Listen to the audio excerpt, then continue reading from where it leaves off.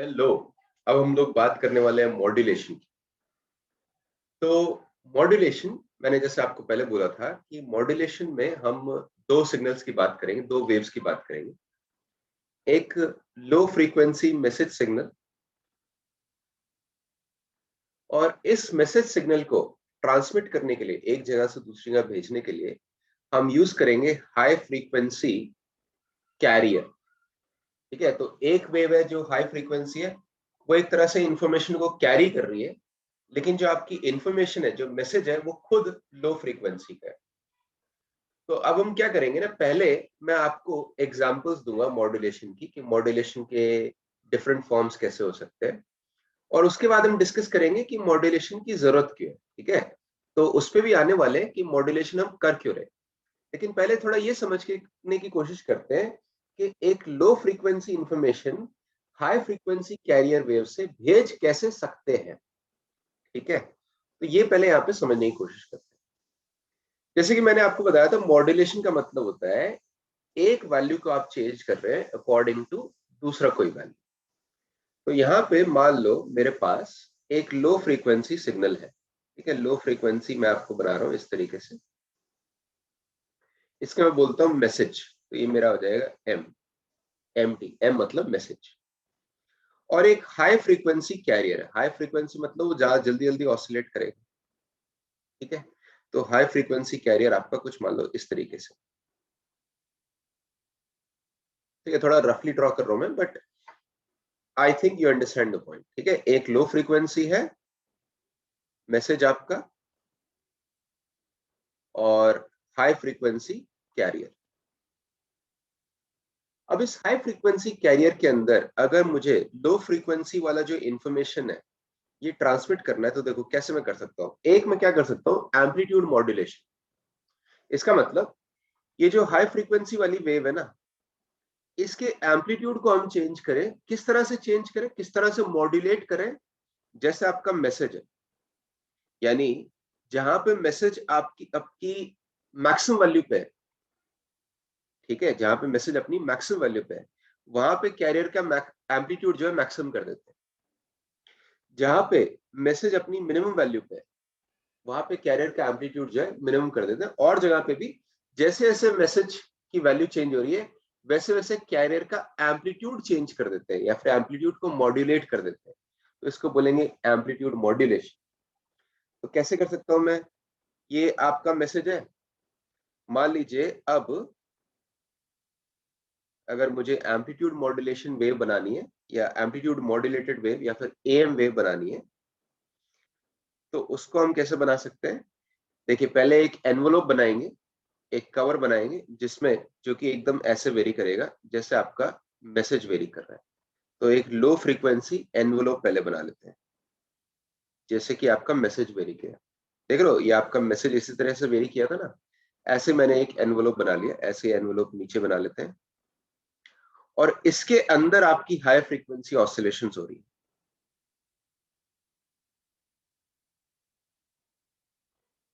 ठीक है, तो अगर इस वेव को देखें, इसकी फ्रीक्वेंसी हम देखें, तो इसकी फ्रीक्वेंसी तो हाई है, लेकिन इस वेव के अंदर जो मैसेज में इंफॉर्मेशन थी, जो लो फ्रीक्वेंसी वाली इंफॉर्मेशन थी, वो इस वेव के अंदर है।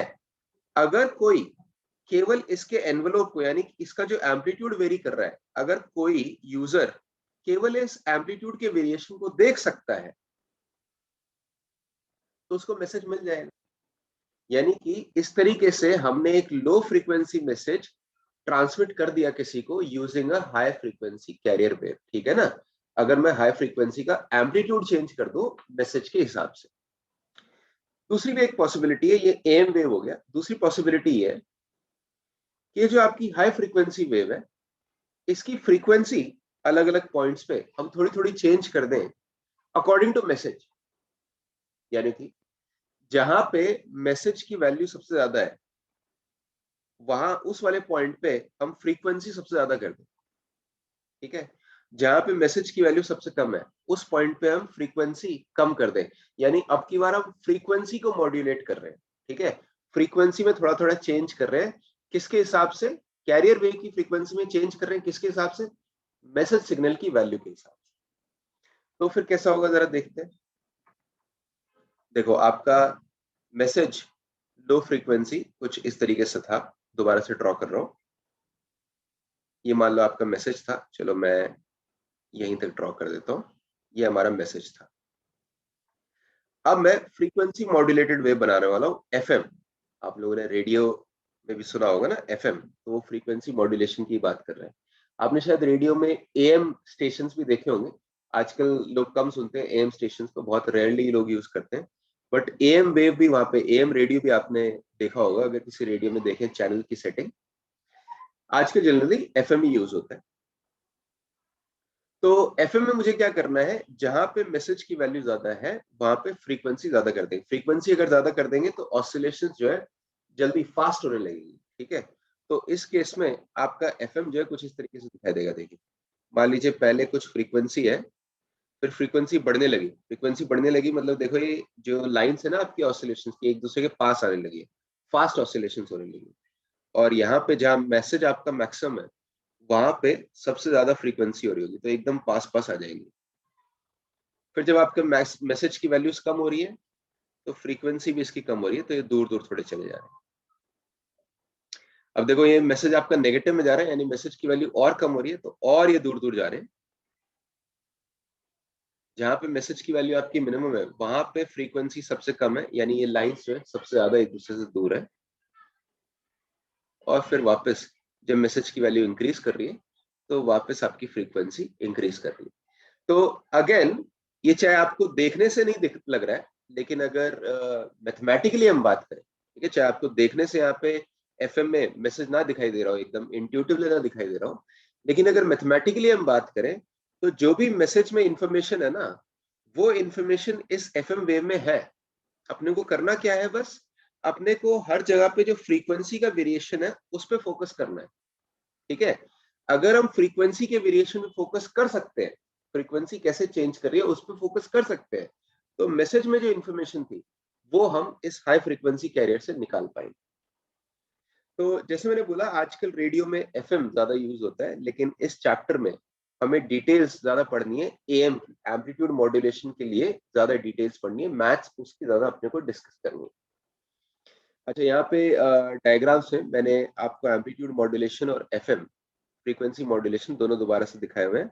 देखो पहले आपका मैसेज है लो फ्रीक्वेंसी मैसेज, नेक्स्ट आपका है हाई फ्रीक्वेंसी कैरियर, और थर्ड डायग्राम में मैं आपको दिखा रहा हूँ एएम, जहां पे कि आप देख सकते हैं कि ऑसिलेशंस एक एनवेलोप के अंदर हो रही है, और वो एनवेलोप की जो वैल्यूज है वो आपकी चेंज कर रही है मैसेज के हिसाब से। देख रहे हैं जैसे जैसे मैसेज चेंज कर रहा है वैसे वैसे आपका एनवेलोप चेंज कर रहा है। ठीक है, तो ये एम्पलीट्यूड मॉड्यूलेशन का डायग्राम हो गया जो अभी हमने डिस्कस किया।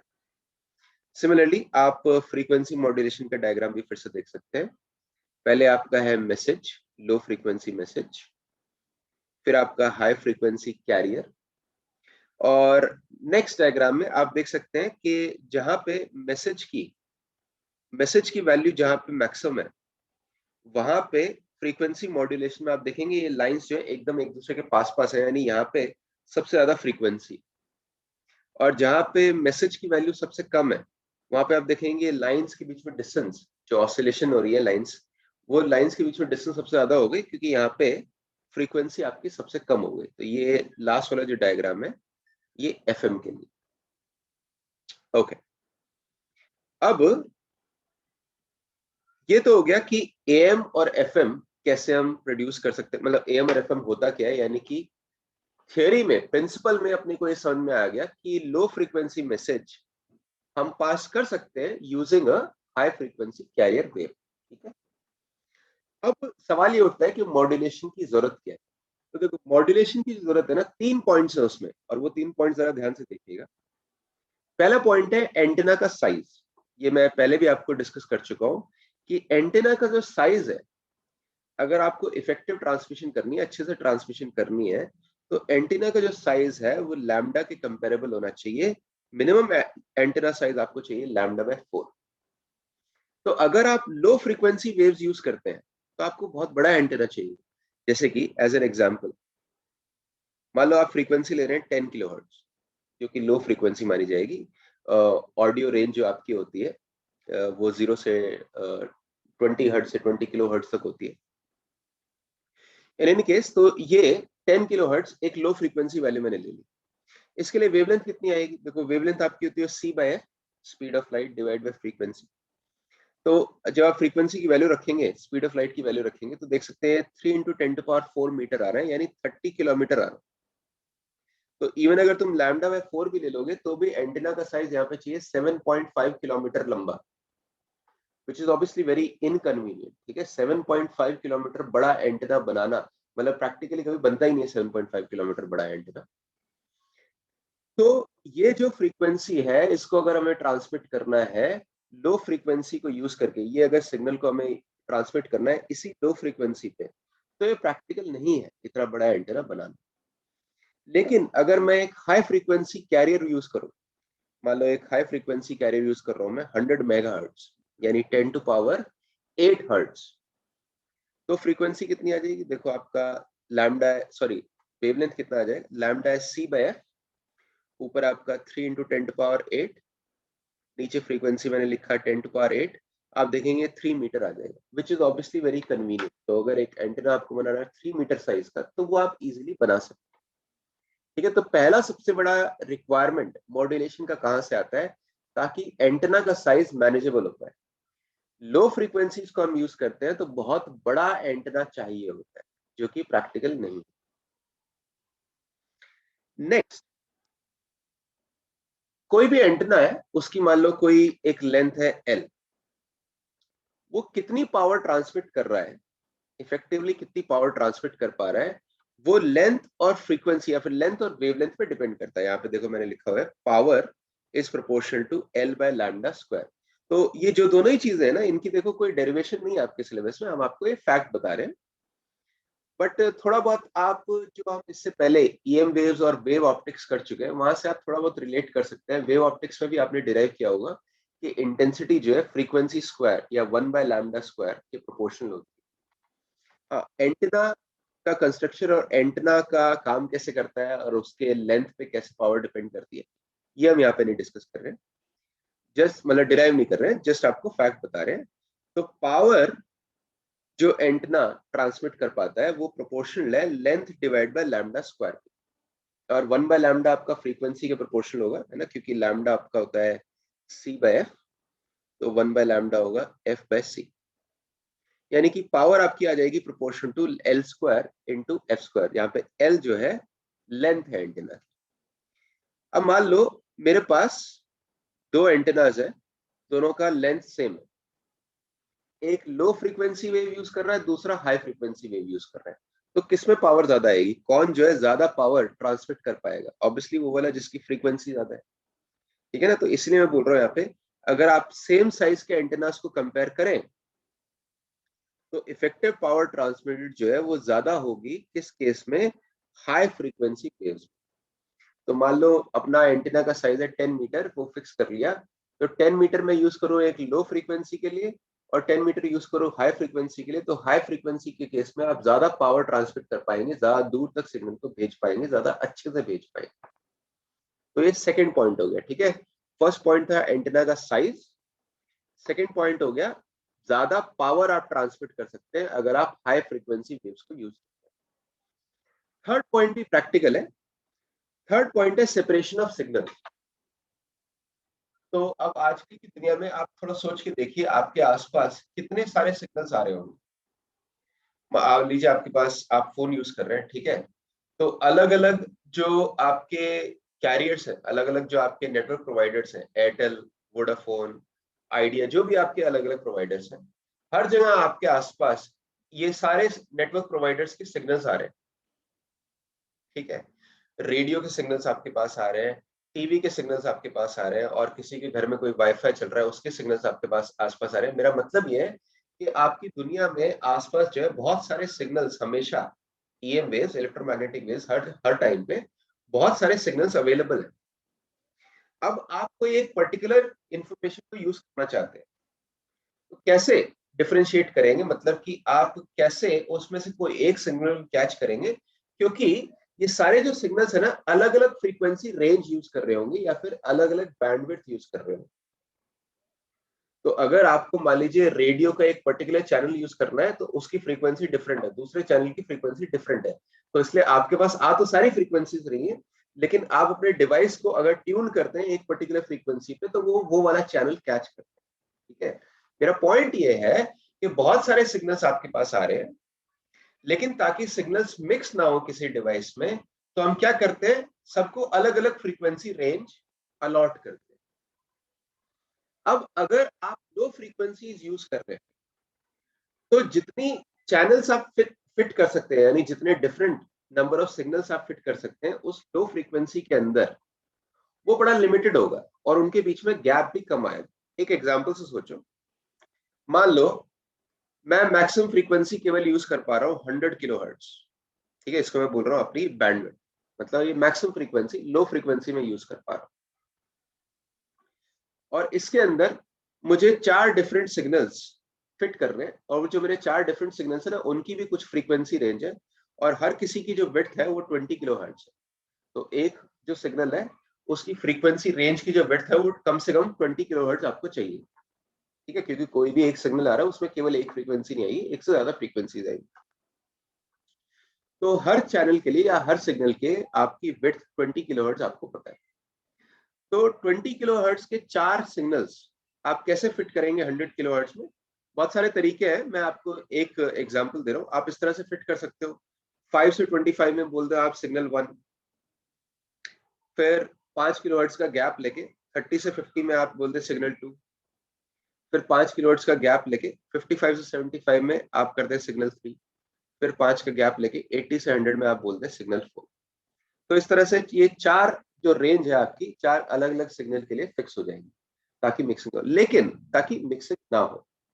लेकिन अभी देखो, ये दो रेंज जो है, दो चैनल्स जो है, सॉरी दो सिग्नल्स जो है, इनके बीच में गैप है केवल 5 किलोहर्ट्ज, और यहाँ पे हम ऐसे 4 ही फिट कर पाए। अगर मैं आपको 5 फिट करने को बोल दूंगा ना, 100 के अंदर 5 फिट करने हैं, और पांचों की बिट्स जो है 20 किलोहर्ट्ज है, तो यानी कि एक से दूसरे के बीच में कोई गैप होगा ही नहीं, यानी मिक्सिंग की प्रोबेबिलिटी बड़ी आसानी से बढ़ जाएगी। ठीक है, बहुत ज्यादा प्रोबेबिलिटी हो जाएगी कि एक एक सिग्नल को आप कैच करना चाह रहे हैं लेकिन गलती से आपने दूसरा कैच कर लिया, क्योंकि एक और दूसरे के बीच में कोई गैप ही नहीं है। यही सिचुएशन कहीं ज्यादा कन्वीनियंट हो जाती है अगर आप 100 किलोहर्ट्ज की जगह मान लीजिए यूज कर रहे हैं मैक्सिमम बैंडविड्थ हाई फ्रीक्वेंसी वाली 100 मेगाहर्ट्ज। अब अगर 100 मेगाहर्ट्ज में ऐसे 20 किलोहर्ट्ज के सिग्नल्स आपको फिट करने हैं, तो 20 किलोहर्ट्ज मेगाहर्ट्ज में कितना होता है? 20 किलोहर्ट्ज आपका होता है 0.02 मेगाहर्ट्ज। ठीक है, तो सोचो 100 मेगाहर्ट्ज अवेलेबल है और उसमें तुम्हें फिट करने हैं 0.02 मेगाहर्ट्ज बिट्स वाले सिग्नल, तो बहुत सारे फिट कर सकते हो। अगर तुम एकदम गैप ना रखो तो मैक्सिमम कितने फिट कर सकते हो? 100 डिवाइड बाय 0.02, कितने आप फिट पर आएंगे? मेरे ख्याल से ये 10,000/2 आ जाएगा ना, यानी आप 5,000 ऐसे सिग्नल्स यहाँ पे फिट कर पाएंगे, जबकि पिछली बार आप केवल 5 फिट कर पा रहे थे। अगर आप जीरो गैप ले, ऑब्वियसली आप जीरो गैप नहीं लेंगे तो आप 5,000 नहीं फिट करेंगे, लेकिन अब की बार आप क्या करेंगे ना, एक सिग्नल से दूसरे सिग्नल के बीच में गैप अपना इंक्रीज कर सकते हैं। मतलब कि आप बोल सकते हैं कि भाई एक मेरा सिग्नल है, लेट्स से 50.02, 50 से लेके 50.02 मेगाहर्ट्ज तक, ये मेरा एक सिग्नल। फिर नेक्स्ट मैं 10 मेगाहर्ट्ज के गैप के बाद बोल रहा हूँ, नेक्स्ट मेरा है 60 से 60.02 मेगाहर्ट्ज तक, नेक्स्ट मेरा है 70 से 70.02 मेगाहर्ट्ज तक। ठीक है, और ये भी मैंने 50 से स्टार्ट किया, आप 10 से भी स्टार्ट कर सकते थे, मैं बस एक एग्जांपल दे रहा हूँ आपको। फिर नेक्स्ट मेरा है 80 से 80.02 मेगाहर्ट्ज तक, उससे नेक्स्ट है मेरा 90 से 90.02 मेगाहर्ट्ज तक। तो देख रहे हैं, चार और एक 5 आपने सिग्नल्स उसमें फिट कर दिए, और दो सिग्नल, दो रेंजेस के बीच में, दो ये सिग्नल्स की जो रेंज है इनके बीच में डिफरेंस अब काफी ज्यादा है, दोनों के बीच में डिफरेंस है 10 मेगाहर्ट्ज। तो मिक्सिंग की प्रोबेबिलिटी बहुत कम है, यानी कि एक सिग्नल को आप कैच करना चाह रहे हैं लेकिन गलती से आपने दूसरा कैच कर लिया, ये प्रोबेबिलिटी, ये चांस आपका बहुत कम होगा। ठीक है, तो थर्ड नीड जो है, थर्ड जो जरूरत है आपकी मॉड्यूलेशन की, वो इसलिए आती है कि आप सिग्नल्स को, डिफरेंट सिग्नल्स को सेपरेट रखना चाहते हैं। तो उसके लिए फ्रीक्वेंसी रेंज जो आपको चाहिए वो हाई चाहिए, वो लार्ज फ्रीक्वेंसी रेंज चाहिए। या फिर बैंडविड्थ जो है आपको लार्ज चाहिए। स्मॉल फ्रीक्वेंसी में ऐसा करना नहीं होगा, कॉस्ट कन्वीनियंट नहीं रहेगा। ओके, अब जो है एम्पलीट्यूड मॉड्यूलेशन के लिए थोड़ा सा मैथमेटिकल डिटेल देखेंगे कि कैसा दिखता है एम्पलीट्यूड मॉड्यूलेशन का सिग्नल मैथमेटिकली। मान लो मेरे पास मैसेज सिग्नल है m t equal to m into sine omega t. M मतलब एम्पलीट्यूड है आपका मैसेज सिग्नल का, ओमेगा एम आपकी एंगुलर फ्रीक्वेंसी है मैसेज सिग्नल की, ये लो फ्रीक्वेंसी मैसेज है। ऐसे ही मेरे पास कैरियर है जिसको मैं बोल रहा हूँ सी, उसका एम्पलीट्यूड हमने ले लिया ए सी, उसकी एंगुलर फ्रीक्वेंसी है ओमेगा सी, तो ये आपका हाई फ्रीक्वेंसी कैरियर होगा। ओके, अब मैं एएम जनरेट करना चाहता हूँ। एएम का मतलब क्या होता है कि आप एम्पलीट्यूड को चेंज करेंगे, कैरियर के एम्पलीट्यूड को चेंज करेंगे लो फ्रीक्वेंसी मैसेज के हिसाब से। तो हम कैसे कर सकते हैं? आप क्या कर सकते हैं, ये जो यहाँ पे एम्पलीट्यूड था ना एसी, इसके अंदर मान लो आपने मैसेज को ऐड कर दिया, तो ये टोटल अब आपका एम्पलीट्यूड हो गया। ठीक है, नेक्स्ट आपकी जो ऑसिलेटिंग टर्म है, हाई फ्रीक्वेंसी ऑसिलेटिंग टर्म, उसको आपने सेम रखा। ठीक है, तो जो यहाँ पे एसी था, एसी की जगह अगर मैं लिख दूं एसी प्लस एम टी, तो ये अब आपका एम्पलीट्यूड हो गया। लेकिन ये एम्पलीट्यूड अब टाइम के साथ कांस्टेंट नहीं है, क्योंकि एम की वैल्यू, मैसेज की वैल्यू टाइम के साथ चेंज हो रही है ना। तो जैसे जैसे मैसेज चेंज होगा वैसे वैसे आपका एम्पलीट्यूड चेंज होने वाला है मैसेज के साथ। जबकि नेक्स्ट जो टर्म है वो आपको हाई फ्रीक्वेंसी ऑसिलेशन प्रोवाइड करेगी। इसको थोड़ा और आगे डिटेल में देखते हैं। मैसेज की वैल्यू डाल दो। देखो मैसेज की वैल्यू थी आपकी a m sine omega M t, तो इसको यहाँ पे डाल देते हैं। तो ए सी प्लस एम की जगह मैंने डाल दिया a m sine omega M T into sine omega c. अब यहाँ से ये जो ब्रैकेट है इसमें दोनों टर्म्स में ए सी कॉमन ले रहा हूँ बाहर, तो आपके पास देखिए अंदर क्या बच जाएगा। फर्स्ट टर्म तो बच जाएगा 1, सेकेंड टर्म बच जाएगा a m by a C sine omega M t, बाहर आपका मल्टीप्लाइड है साइन ओमेगा सी। ये जो रेशियो है ना ए एम बाई ए सी, यानी मैसेज सिग्नल का amplitude divide by carrier signal का एम्पलीट्यूड, इसको हम बोलेंगे मॉड्यूलेशन इंडेक्स। तो ये, और इसको जनरली लिखते हैं म्यू। ठीक है, और इसकी सिग्निफिकेंस भी अभी हम देखेंगे क्या होगा। तो म्यू आपका हो गया मॉड्यूलेशन इंडेक्स।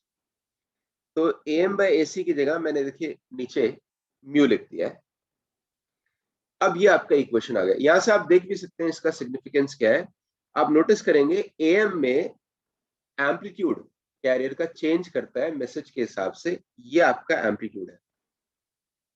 अगर मैं आपसे पूछूं कि मैक्सिमम एम्पलीट्यूड कितना होगा, मैक्सिमम तो होगा जब यहाँ पे साइन ओमेगा एम की वैल्यू 1 है, तो मैक्सिमम एम्पलीट्यूड इसका होने वाला है A C into 1 plus mu.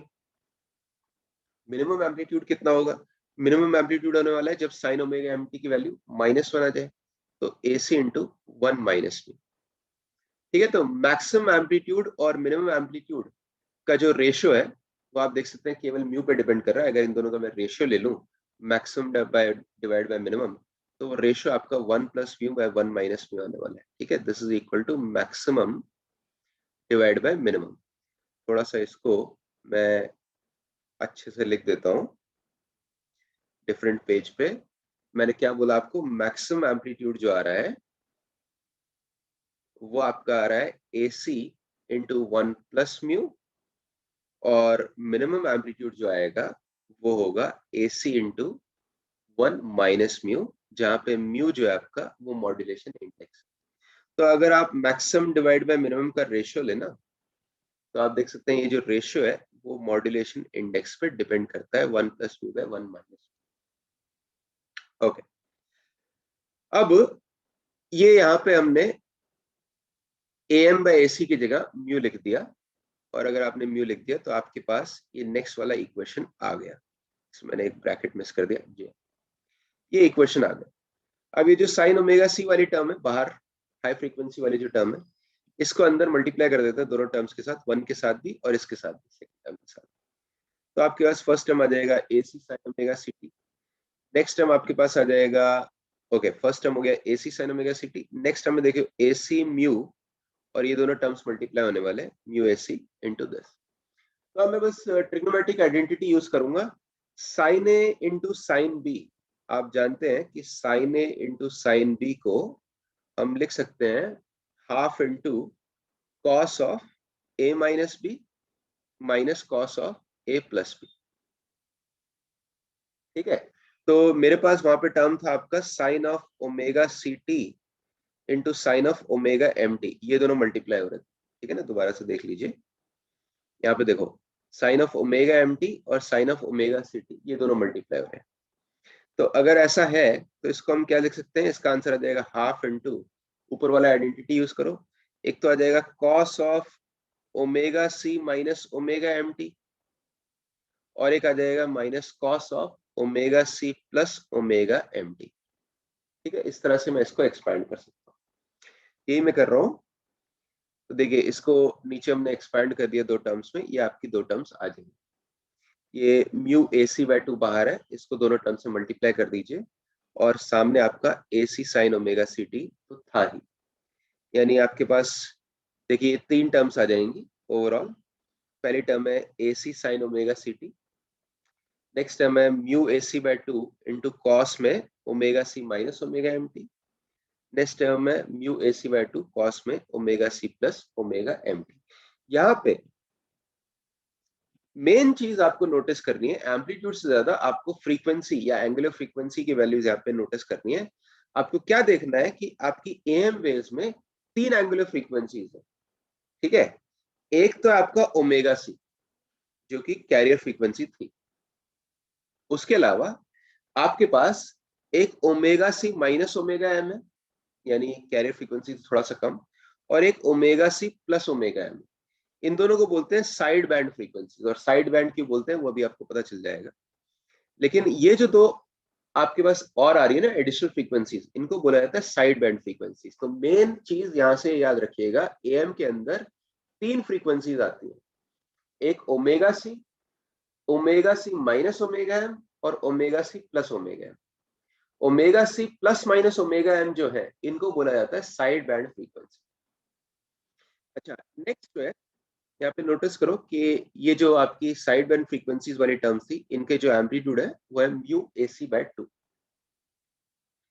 Next मैं आपको एक ग्राफ दिखा रहा हूँ जिसमें हम एम्पलीट्यूड को प्लॉट कर रहे हैं ओमेगा के साथ। ठीक है, आपके पास तीन टर्म्स है ना, तीन टर्म्स के एम्पलीट्यूड में दिखा रहा हूँ ओमेगा के साथ। तो ओमेगा सी वाला जो टर्म है उसका एम्पलीट्यूड है ए सी, देखिए यहाँ पे मैंने ए सी दिखा दिया, ये ओमेगा सी पे आ रहा है।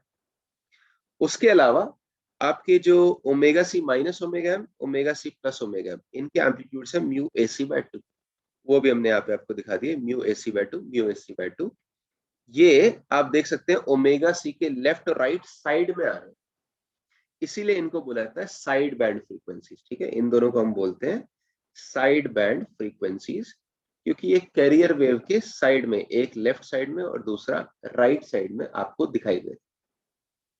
ओके, अब ये देखो जो हमने एएम के लिए मैथ्स देखी है ना कि एएम की एएम सिग्नल कैसा दिखता है, ये हमने थ्योरेटिकल बात की। प्रैक्टिकली एएम इस तरीके से प्रोड्यूस नहीं होता। ठीक है, क्योंकि मैथ्स में तो ठीक है, आपने क्या किया, एक सिग्नल में जब हमें एएम यूज करना था यानी एम्पलीट्यूड को चेंज करना था, तो आपने क्या किया, सीधा ये मैसेज को उठाया, एम को उठाया और इधर एसी के साथ ऐड कर दिया। ठीक है, तो मैथ्स में तो आप कुछ भी कर सकते हैं, कोई बात नहीं। लेकिन फाइनली आपको ये एएम जो है प्रोड्यूस करना पड़ेगा इलेक्ट्रिकल सिस्टम से। ठीक है, तो इलेक्ट्रिकल सिस्टम्स में हर तरीके के, मतलब कोई भी फंक्शन, कोई भी मैथमेटिकल ऑपरेशन के लिए एक इलेक्ट्रिकल डिवाइस बनाना कन्वीनियंट नहीं है। कुछ स्टैंडर्ड डिवाइसेस हैं इलेक्ट्रिकल सिस्टम्स में, ठीक है, उन्हें आपको यूज करना। तो ये अगेन ये नॉलेज जो है अभी आपके पास नहीं है, आप इलेक्ट्रिकल इंजीनियरिंग में आगे जाके पढ़ेंगे। लेकिन यहाँ पे हम आपको बता रहे हैं कि प्रैक्टिकली एएम जब प्रोड्यूस होता है तो कौन से डिवाइसेस को यूज करके होता है। तो आप देखेंगे वहां पे जो प्रोसेस है वो अभी जो हमने मैथ्स डिस्कस की थी इनिशियली उससे थोड़ा डिफरेंट लगेगा। उसका कारण केवल ये है कि हम प्रैक्टिकल लिमिटेशंस में काम कर रहे हैं। अभी तो हमने थियोरेटिकली काम बात की थी, लेकिन प्रैक्टिकली जो डिवाइसेस अवेलेबल है ना उसके हिसाब से डिसाइड होता है कि जब एएम प्रोड्यूस होगा तो वो किस प्रोसेस से प्रोड्यूस होगा। और जब एएम प्रोड्यूस होने वाला है उसका जो रिजल्ट आने वाला है उसमें मेन चीज फिर से मैं आपको बोल रहा हूँ, मेन चीज याद रखिएगा कि 3 फ्रीक्वेंसीज आपको चाहिए, ठीक है। एम्पलीट्यूड से ज्यादा, उनके एम्पलीट्यूड एग्जैक्टली क्या आ रहे थे उससे ज्यादा 3 फ्रीक्वेंसीज पे ध्यान दीजिए। कौन कौन सी 3 फ्रीक्वेंसीज आपको चाहिए? ओमेगा सी माइनस ओमेगा एम और ओमेगा सी प्लस ओमेगा एम। ये 3 फ्रीक्वेंसीज हमें एएम प्रोड्यूस करने के बाद चाहिए। ओके, तो अब मैं प्रैक्टिकल प्रोडक्शन ऑफ एएम की बात करने वाला हूँ, practical production of amplitude modulated wave. इससे पहले कि मैं इसके ऊपर आऊं, आप यहाँ पे देखिए एक चीज दिया हुआ है, बैंड पास फिल्टर, ठीक है। तो ये फिल्टर क्या होते हैं, 1 मिनट के लिए इसके बारे में बात कर लेते हैं। अगेन ये डिटेल में आप इलेक्ट्रिकल इंजीनियरिंग में ही जाके पढ़ने वाले हैं, लेकिन इन जनरल आपके पास 3 टाइप के फिल्टर्स हो सकते हैं। एक लो फ्रीक्वेंसी फिल्टर, एक हाई फ्रीक्वेंसी फिल्टर और एक बैंड पास फिल्टर। तो जैसे नाम से तुम्हें समझ में आ रहा होगा, लो फ्रीक्वेंसी फिल्टर मतलब कि वो क्या करेगा, अगर आपने लो फ्रीक्वेंसी फिल्टर को कुछ इनपुट दिया, इनपुट में बहुत सारी फ्रीक्वेंसीज है, तो वो केवल एक पर्टिकुलर वैल्यू से कम फ्रीक्वेंसीज, लो फ्रीक्वेंसीज को पास करेगा, हाई फ्रीक्वेंसीज को ब्लॉक कर देगा, ठीक है। ऐसे हाई फ्रीक्वेंसी फिल्टर क्या करेगा, एक पर्टिकुलर वैल्यू से ज्यादा जो फ्रीक्वेंसीज है केवल उनको पास करेगा, नीचे वाली फ्रीक्वेंसीज को ब्लॉक कर देगा, हाई फ्रीक्वेंसीज को पास करने वाला। और बैंड पास फिल्टर क्या करेगा, एक बैंड में, एक पर्टिकुलर रेंज में जो फ्रीक्वेंसीज है उनको पास करेगा, उस रेंज के बाहर जो भी फ्रीक्वेंसीज है उनको ब्लॉक कर देगा। अगेन इन फिल्टर्स का डिजाइन जो है, मतलब ये अभी हम चाहे तो वो थोड़ा सा दिमाग लगा के कर सकते हैं, लेकिन एक्चुअली आप पढ़ेंगे इसको इलेक्ट्रिकल इंजीनियरिंग में ही, यहाँ पे आपके सिलेबस में इनका डिजाइन नहीं है। पर फिर भी just to give you an example, मैं आपको लो फ्रीक्वेंसी फिल्टर और हाई फ्रीक्वेंसी फिल्टर का एक एग्जांपल दे रहा हूँ। और इनफैक्ट लो फ्रीक्वेंसी और हाई फ्रीक्वेंसी को कंबाइन करके आप बैंड पास बना सकते हैं। But just to give you an example, मान लो आपके पास ऐसा एक सर्किट है, ठीक है। इसमें इधर आप दे रहे हैं इनपुट, और सामने ये कैपेसिटर है, ये रेजिस्टेंस है। सामने जो रेजिस्टेंस है ना, उसके अक्रॉस जो पोटेंशियल डिफरेंस आपका आ रहा है वो आपका मान लो आउटपुट है। तो यहाँ पे देखते हैं इसमें आउटपुट और इनपुट के बीच में कैसा रिलेशन आएगा फ्रीक्वेंसी पे डिपेंड करते हुए। मान लो आपका जो इनपुट है वो कुछ इस तरीके का है, कुछ मैक्सिमम वैल्यू वी एम, या फिर चलो वी पी बोल देता हूँ, V P into sine of omega T. तो अब मैं जानता हूँ यहाँ पे कि जो कैपेसिटर है उसकी रिएक्टेंस होगी 1/ओमेगा सी, रेजिस्टेंस की तो आर ही होती है, यानी आपकी इम्पिडेंस आने वाली है सर्किट की रूट ऑफ, ठीक है ना, ये आपने पढ़ा हुआ है current, sorry AC, root of R square plus X C square. अगर ऐसा है तो यहाँ पे जो करंट आ रहा होगा सर्किट में, करंट आपका आएगा इनपुट वोल्टेज, करंट की पीक वैल्यू मैं केवल लिख रहा हूँ पहले, करंट की पीक वैल्यू होगी वो इनपुट वोल्टेज की peak value divide by impedance. तो ये आपका क्या आ जाएगा देखिए, अच्छा इसको पहले इतना ही लिखते हैं। और करंट की अगर पीक वैल्यू आ गई तो यहाँ पे जो आउटपुट वोल्टेज आ रही है उसकी पीक वैल्यू क्या होगी, मैं लिखूंगा आउटपुट वोल्टेज की peak value will be equal to current की peak value into R, Ohm's law, I into R. तो ये देखो आप वैल्यूज डालते हैं, ये जाएगा V peak into R by Z. अब जेड की वैल्यू डाल दो, क्या हो जाएगा, वीपी आर बाय जेड की वैल्यू है root of R square plus XC square, जहां पे एक्सी आपका 1/ओमेगा सी है, उसको लिख सकता हूं मैं VP R divide by root of R square plus 1/ओमेगा सी का स्क्वायर। ये आपका आउटपुट वोल्टेज का पीक वैल्यू आ गया। तो फिर से एक बार देख लीजिए क्या मैंने किया, इनपुट वोल्टेज हमने लेफ्ट हैंड साइड पे यहाँ पे लगाई सर्किट में, यहाँ इनपुट वोल्टेज लगाया। सर्किट में आपका बस एक कैपेसिटर और रेजिस्टेंस है, आउटपुट हम रेजिस्टेंस के अक्रॉस ले रहे हैं। ऐसा अगर हम करते हैं तो आउटपुट वोल्टेज का पीक वैल्यू देखो इस तरीके से आ जाता है। अब थोड़ा सोच के देखो कि ये जो आउटपुट वोल्टेज का पीक वैल्यू आया है, ये फ्रीक्वेंसी या ओमेगा के साथ कैसे चेंज करेगा, किस टाइप के फिल्टर की तरह ये काम कर रहा है सर, सोच के देखिए इसको जरा। तो काफी सिंपल डिजाइन है, बट फिर भी एक फिल्टर का डिजाइन हो गया। कैसे देखो, हम जानते हैं अगर ओमेगा इंक्रीज करेगा तो 1/ω(c) डिक्रीज करने वाला है, यानी कि जो आपका डिनोमिनेटर में यहाँ पे √r² + 1/ω(c²), ये वैल्यू आपकी डिक्रीज करने वाली है, क्योंकि ये वैल्यू आपकी डिनोमिनेटर में है, एक्सक्यूज मी, क्योंकि वैल्यू आपकी डिनोमिनेटर में है, इसका मतलब आउटपुट वोल्टेज का जो पीक वैल्यू है वो इंक्रीज करने वाला है, यानी कि आउटपुट वोल्टेज का पीक वैल्यू इंक्रीज करने वाला है। मतलब कि इससे हमें क्या पता लग रहा है, हाई फ्रीक्वेंसी पे ज्यादा आउटपुट का पीक वैल्यू आने वाला है, लो फ्रीक्वेंसी पे बहुत कम आएगा। इनफैक्ट आप देख सकते हैं अगर ओमेगा 0 की तरफ टेंड करे तो आपका जो 1/ω(c) है ना, वो इनफाइनाइट की तरफ टेंड करेगा, तो आपका √r² + 1/ω(c) का स्क्वायर ये 0 की तरफ टेंड करने वाला है। इसका मतलब तुम्हारी जो आउटपुट की पीक वैल्यू है वो भी 0 हो जाएगी, यानी लो फ्रीक्वेंसीज पे 0 आउटपुट आ रहा है, एकदम 0 अगर फ्रीक्वेंसी ले रहे हैं तो आउटपुट भी आपका 0 आ रहा है। जैसे जैसे आप फ्रीक्वेंसी इंक्रीज कर रहे हैं ना, वैसे वैसे आउटपुट का जो पीक वैल्यू है वो इंक्रीज करता जा रहा है, यानी कि एक हाई फ्रीक्वेंसी फिल्टर की तरह काम करने वाला है। हाई फ्रीक्वेंसीज को पास करेगा, लो फ्रीक्वेंसीज को ब्लॉक कर देगा। अगर मैं यहाँ पे आपको जो आउटपुट का पीक वैल्यू है उसका ग्राफ दिखाऊं ना ओमेगा के साथ, तो ग्राफ कुछ इस तरीके से दिखेगा आपको। इनिशियली जो है आपका 0 वैल्यू आने वाली है, जैसे जैसे ओमेगा इंक्रीज करते जाएंगे मैक्सिमम वैल्यू आएगी, और ओमेगा की वैल्यू जब बहुत लार्ज हो जाएंगी, प्रैक्टिकली इनफाइनाइट हो जाएंगी, उस टाइम पे आपका आउटपुट जो है कांस्टेंट हो जाएगा। आप देख सकते हैं जब ओमेगा इनफाइनाइट की तरफ टेंड करता है तो 1/ω(c) आपका 0 हो जाता है।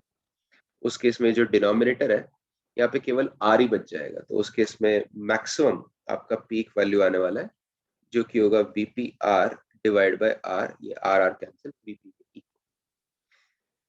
बहुत ही सिंपल ये डिजाइन है, लेकिन ये design effectively high frequency filter की तरह काम करेगा, क्योंकि यहाँ से आपको दिख रहा है कि हाई फ्रीक्वेंसीज पे आउटपुट आपका ज्यादा आ रहा है, लो फ्रीक्वेंसीज पे आउटपुट आपका नेग्लिजिबल आ रहा है।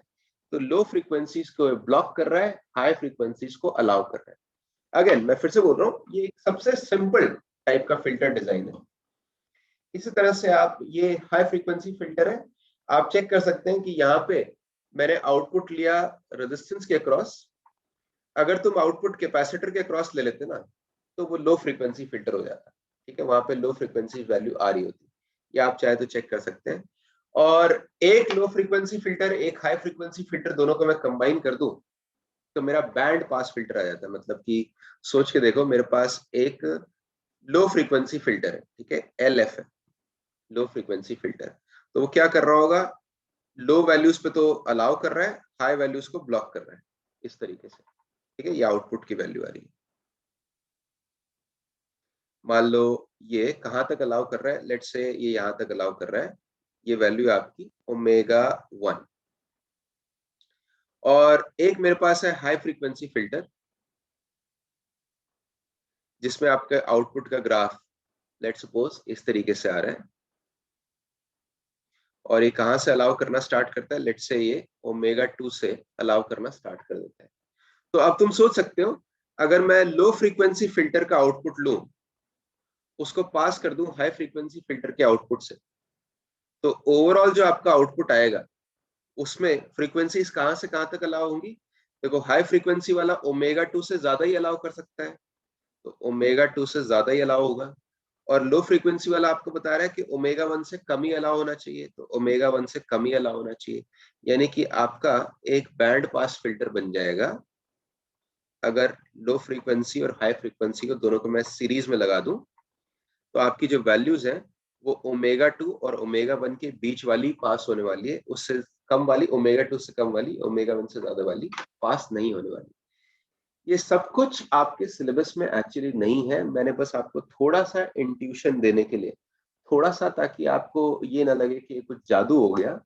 ये नॉर्मल इलेक्ट्रिकल कंपोनेंट से ही ये फिल्टर्स डिजाइन हो सकते हैं, ये बताने के लिए बस आपको एक्सप्लेन किया है। एक्चुअली फिल्टर का डिजाइन आपके सिलेबस में नहीं, ठीक है। तो यहाँ पे एक कंपोनेंट है आपका बैंड पास फिल्टर, अभी मैं आपको समझा चुका हूँ, बट फिर भी देखिए नोट्स में मैंने लिखा हुआ है बैंड पास फिल्टर कैसे काम करता है। बैंड पास फिल्टर को अगर मैं देखूं ओमेगा के रिस्पेक्ट में, प्लॉट करें output amplitude by input amplitude का रेशो, तो यहाँ पे जो बैंड पास फिल्टर यूज करने वाला हो ना, वो इस तरीके से काम करना चाहिए कि ओमेगा सी माइनस ओमेगा एम से ओमेगा सी प्लस ओमेगा एम, इस रेंज में जो फ्रीक्वेंसीज है वहां पे वो हाई आउटपुट दे। इस रेंज से जब आप बाहर जाए, या तो इससे कम जाए या ऊपर जाए, तो आपका आउटपुट जो है लो हो जाए, यानी इनको ये ब्लॉक कर दे। ठीक है, ये जो रेड में मैं शेड कर रहा हूँ इनको ये ब्लॉक कर रहा है, और येलो में जो मैंने शेड किया हुआ है बैंड, इनको पास कर रहा है। ठीक है, ये काम होगा यहाँ पे बैंड पास फिल्टर का। और ये रेंज क्यों मैंने यूज की आप समझ गए होंगे कि इसी रेंज में एम्पलीट्यूड मॉड्यूलेटेड वेव की फ्रीक्वेंसीज आती है। आपको बताया था ना, तीन फ्रीक्वेंसीज मैंने आपको बताई थी, ओमेगा सी माइनस ओमेगा एम, ओमेगा सी और ओमेगा सी प्लस ओमेगा। यही तीन फ्रीक्वेंसीज अपने को चाहिए होती है एएम में। ओके, तो ये बैंड पास फिल्टर के बारे में और जनरल फिल्टर्स के बारे में थोड़ा बहुत हमने डिस्कस कर लिया। अब वापस आते हैं प्रैक्टिकल प्रोडक्शन ऑफ एएम के ऊपर, कैसे प्रैक्टिकली प्रोड्यूस होती है एएम। देखो इसमें क्या प्रोसेस है, पहले आप अपना मैसेज सिग्नल लेंगे, कैरियर लेंगे, उसको पास करेंगे एक एडर से, मतलब सिंपली एक ऐसा डिवाइस जो कि दोनों को ऐड करेगा। एडर के बाद आपका आउटपुट आता है मान लीजिए एक्स, तो एक्स की वैल्यू देखो मैंने नीचे लिखी हुई है, बस दोनों को ऐड करना है, एम प्लस दोनों को ऐड कर दिया। ठीक है ना, मैसेज सिग्नल मैंने आपको पहले दिखाया हुआ था a m sine omega M t, carrier भी पहले आपको दिखाया था a C sine omega C t, दोनों को ऐड कर दिया। अब ये जो एक्स आया इसको हम पास कर रहे हैं स्क्वायर लॉ डिवाइस से। स्क्वायर लॉ डिवाइस का मतलब इसका जो आउटपुट है वो एक क्वाड्रेटिक फंक्शन होगा। इसके आउटपुट को मैं बोल रहा हूँ वाई, तो y जो है x का एक क्वाड्रेटिक फंक्शन आने वाला है। ठीक है ना, x इसका इनपुट था, y इसका आउटपुट है। तो इनपुट और आउटपुट में रिलेशन क्या होगा यहाँ पे, y equal to quadratic function constant b into x plus constant c into x square. ठीक है, और जैसे मैंने पहले बताया था कि एडर और स्क्वायर लॉ डिवाइस क्यों यूज कर रहे हैं, मतलब इसी तरह से क्यों प्रोड्यूस कर रहे हैं, इसका कोई थ्योरेटिकल रीजन नहीं है, इसका प्रैक्टिकल रीजन है। क्योंकि ये दोनों डिवाइसेस जो है इंप्लीमेंट करना इजी होता है। ठीक है, चाहे अभी हम इम्प्लीमेंटेशन में भी जा नहीं रहे हैं, हम आपको क्या बता रहे हैं कि प्रैक्टिकली ये दोनों डिवाइसेस एक्चुअली इंप्लीमेंट करना इजी होता है, इसलिए इस तरह से हम प्रोड्यूस कर रहे हैं। अच्छा, तो मैंने बोला था y स्क्वायर लॉ डिवाइस के बाद आपका आउटपुट आया y, जिसकी वैल्यू है बी एक्स प्लस सी एक्स स्क्वायर। एक्स में पहले ऊपर लिख चुका था, तो x की वैल्यू डाल दीजिए इस एक्सप्रेशन में। देखो b इंटू ये आपका x है प्लस सी इंटू एक्स स्क्वायर। अभी जो एक्स स्क्वायर वाली टर्म है ना, इसको मैं एक्सपैंड करने वाला हूँ, और यहाँ पे भी ये जो कांस्टेंट टर्म है इसको अंदर मल्टीप्लाई कर देंगे। तो इसको पूरे को टर्म्स को सारी टर्म्स को एक्सपैंड करके देखते हैं। तो पहले आपकी ये वाली टर्म्स आई, बी को अगर आपने अंदर मल्टीप्लाई किया तो ये दोनों टर्म्स आ जाएंगी। फिर ये जो होल स्क्वायर था इसको एक्सपैंड करिए, तो देखिए क्या क्या टर्म्स आएंगी। एक sine square omega M t वाली टर्म आ रही है, एक साइन स्क्वायर ओमेगा सी वाली टर्म आ रही है, और एक दोनों को क्रॉस मल्टीप्लीकेशन वाली two c a m a C sine omega m sine omega C t वाली टर्म आ रही है। ये टर्म्स आपके पास आ गई। अगर ये टर्म आपके पास आ गई ना ये सारी, तो आपके पास actually AM amplitude modulated wave आ चुकी है। चाहे अभी आपको दिखाई नहीं दे रही हो, अभी हम दिखाएंगे कैसे आएगी, लेकिन वो आपके पास आ चुकी है। कैसे आ चुकी है देखिए, पहली चीज यहाँ पे मैं आइडेंटिटी यूज करने वाला हूँ आपकी, sine square theta equal to 1 minus cos two theta by 2। तो ये यूज करेंगे यहाँ पे साइन स्क्वायर ओमेगा एम में और साइन स्क्वायर ओमेगा सी में। ठीक है, इसमें इन दोनों आइडेंटिटीज को यूज कर देते हैं। ठीक है, और आप मेरे साथ साथ फॉलो करते रहिए, क्योंकि नेक्स्ट में मैंने एक स्टेप स्किप कर दिया है, सीधा आइडेंटिटीज अप्लाई करके लास्ट वाला स्टेप लिख दिया। और इसके साथ साथ यहाँ पे देखो टू साइन ए साइन बी, टू साइन ए साइन बी की आइडेंटिटी भी अपने को पता है। हम जानते हैं टू साइन ए साइन बी आपका होता है, अभी थोड़ी देर पहले भी मैंने बताया था, cos A minus B minus cos A plus B. तो जहां पे आपका two sine omega M T into omega सी टी आ रहा है, उसको मैं लिख सकता हूँ cos of omega C minus omega M T minus cos of omega C plus omega M T. Okay, T. ठीक है, तो इस तरीके से हम लिख सकते हैं इसको, थोड़ा इस ब्रैकेट के अंदर डालते हैं, ये हम लिख सकते हैं। और जैसे मैंने बोला था sine square omega M T है, इसमें साइन स्क्वायर थीटा का आइडेंटिटी यूज कर लो, that will be same as half into 1 minus cos of 2 omega M T. ऐसे ही साइन स्क्वायर ओमेगा सी टी जहाँ पे था उसको लिख देते हैं half into 1 minus cos of 2 omega C T. तो ये आइडेंटिटी सारी मैं यूज करने वाला हूँ उस एक्सप्रेशन के अंदर, और उसके बाद डायरेक्टली सिंप्लीफाई कर दूंगा, ठीक है। तो एक स्टेप जो है वहां पे स्किप करने वाले हैं, उसको आप चाहे तो आराम से कर सकते हैं। लेकिन देखिए तो कहाँ कहाँ पे मैंने आइडेंटिटी यूज करी है, एक तो ये साइन स्क्वायर ओमेगा एम में, साइन स्क्वायर ओमेगा सी में, और sine omega m sine omega c में, इन तीनों में आइडेंटिटीज यूज कर दीजिए। आप यूज करेंगे तो देखेंगे आपके पास ये दो कांस्टेंट टर्म्स आएंगी, फिर एक आपके पास टर्म है यहाँ पे साइन ओमेगा एम वाली, फिर ये जो साइन स्क्वायर ओमेगा एम था वहां से आपके पास एक टर्म आ जाएगी कॉस ऑफ 2 ओमेगा एम, जहाँ पे आपका जी हाँ एक साइन ओमेगा सी वाला टर्म यहाँ पे था ऑलरेडी, वो मैंने यहाँ पे लिखा हुआ है फिर से। फिर ये जो साइन ए साइन बी की आइडेंटिटी लगाई वहां से आपके पास दो टर्म्स आ रही है, ओमेगा सी माइनस ओमेगा एम वाली और ओमेगा सी प्लस ओमेगा एम वाली। साथ ही साइन सी ओमेगा, अच्छा ये एक्चुअली मैंने टर्म दो बार लिख दिया यहाँ पे, इसको मैं इरेज कर देता हूँ, या फिर एक्चुअली इससे पहले वाली इरेज कर देते हैं। ये वाली जो टर्म है ना ये मैंने आगे रिपीट कर दी है, so I am correcting that. ये वाली टर्म साइन ओमेगा सी टी वाली पहले ही आपके पास थी, साइन ओमेगा सी वाली थी, ओमेगा सी प्लस ओमेगा एम वाली टर्म मैं आपको बता चुका हूँ। और जहां पे आपका साइन स्क्वायर ओमेगा सी टी था वहां से आपका आ जाएगा cos of 2 omega C t वाला टर्म। ओके, ये सारी टर्म्स आपके पास आ गई, ये सारी फ्रीक्वेंसीज आपके पास आ चुकी हैं। तो कौन कौन सी फ्रीक्वेंसी आपके पास है जरा देखिए यहाँ पे, कौन कौन सी फ्रीक्वेंसीज। पहली दो टर्म्स जो है वो तो कांस्टेंट टर्म्स, यानी कांस्टेंट टर्म मतलब जीरो फ्रीक्वेंसी, और फ्रीक्वेंसी मैं बोल रहा हूँ एक्चुअली मैं एंगुलर फ्रीक्वेंसी की वैल्यू लिखने वाला हूँ। ये आपकी एंगुलर फ्रीक्वेंसी है यहाँ पे ओमेगा एम, फिर यहाँ पे आपकी एंगुलर फ्रीक्वेंसी है 2 omega M. Omega m 2 omega M ये दोनों ही लो फ्रीक्वेंसी टर्म्स है, जीरो भी लो फ्रीक्वेंसी टर्म है। उसके बाद देखो, उसके बाद आपके पास है ओमेगा सी माइनस ओमेगा एम, ओमेगा सी और ओमेगा सी प्लस ओमेगा एम, ये तीनों को जो मैंने ब्लू से मार्क किया है, ये तीनों फ्रीक्वेंसीज अपने को एएम में एम्पलीट्यूड मॉड्यूलेशन में चाहिए होती है। इसके अलावा लास्ट में एक और टर्म है हमारे पास 2 ओमेगा सी टी। ये जो 2 ओमेगा सी टी वाली टर्म है, एक्सक्यूज मी, हाँ 2 ओमेगा सी टी वाली टर्म है, क्योंकि ओमेगा सी हाई है तो 2 ओमेगा सी भी काफी हाई है, ये वाली टर्म भी अपने को नहीं चाहिए। तो जो भी मैंने रेड में यहाँ पे मार्क किया, रेड में सर्कल किया हुआ है, इन सबको हम निकालना चाहते हैं, और जो ब्लू में मार्क किया है इनको हम रखना चाहते हैं। तो ऑब्वियसली हमें क्या करना चाहिए, ये जो y आया है इसको अगर मैं एक बैंड पास फिल्टर से पास कर दूं, यानी एक ऐसे फिल्टर से पास कर दूं जो कि ओमेगा सी माइनस ओमेगा एम से नीचे की फ्रीक्वेंसीज को ब्लॉक कर रहा हो, और ओमेगा सी प्लस ओमेगा एम के ऊपर की फ्रीक्वेंसीज को भी ब्लॉक कर रहा हो, यानी केवल ओमेगा सी माइनस ओमेगा एम से ओमेगा सी प्लस ओमेगा एम इस रेंज में फ्रीक्वेंसीज को पास कर रहा हो, तो वो फिल्टर क्या करेगा, ये जो हमने रेड में मार्क की हुई ना टर्म्स इन सबको ब्लॉक कर देगा, ये सारी आपकी गायब हो जाएगी। और ये सारी टर्म्स अगर आपकी गायब हो गई तो केवल ये तीन फ्रीक्वेंसीज बचने वाली है जो हमने ब्लू में मार्क की थी, और जो ब्लू में हमने मार्क की हुई है वो तीन फ्रीक्वेंसीज हम जानते हैं आपको एएम एम्पलीट्यूड मॉड्यूलेशन वेव देती हैं, ठीक है। तो ये तीनों बच जाएंगी और ये तीनों मिला के आपका एम्पलीट्यूड मॉड्यूलेशन वेव ही होता है।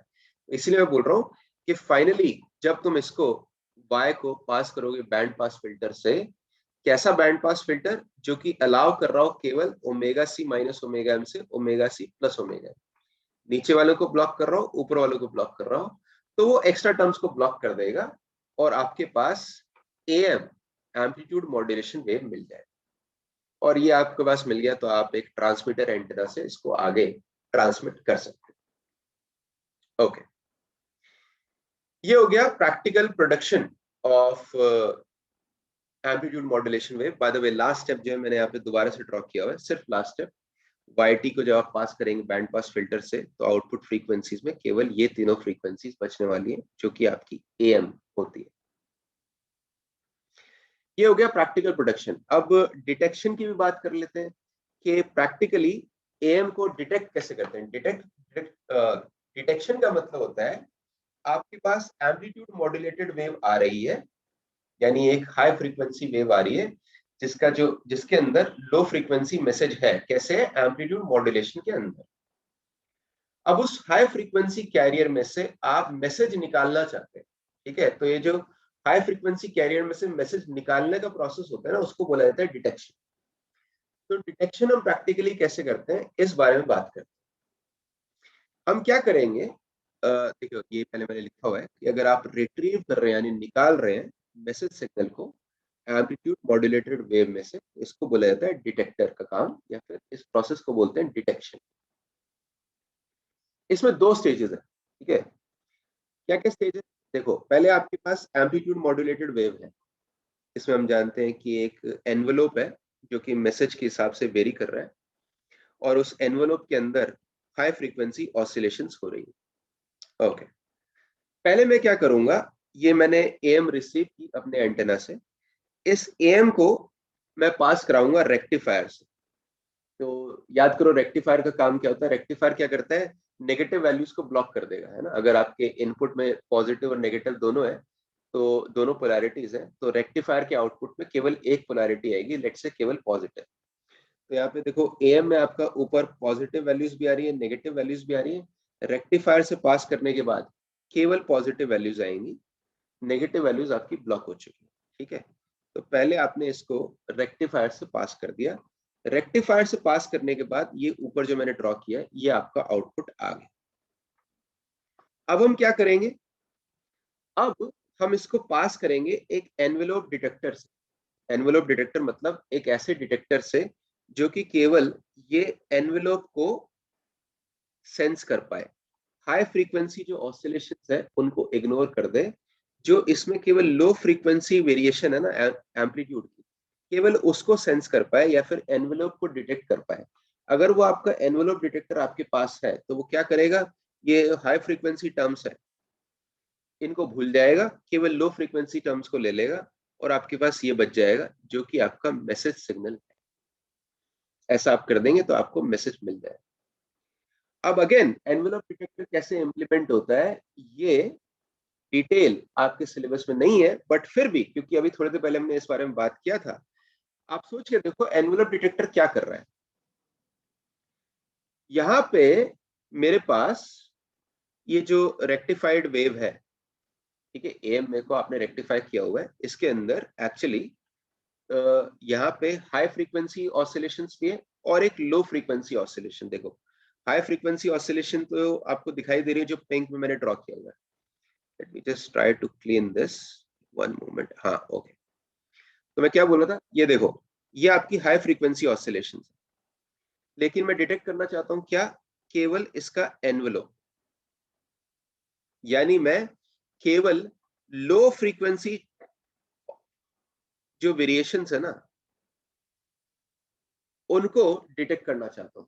यानी मुझे कैसा फिल्टर चाहिए, आप खुद ही सोच के देखिए आपको कैसा फिल्टर चाहिए यहाँ पे। आपको बेसिकली चाहिए एक लो पास फिल्टर।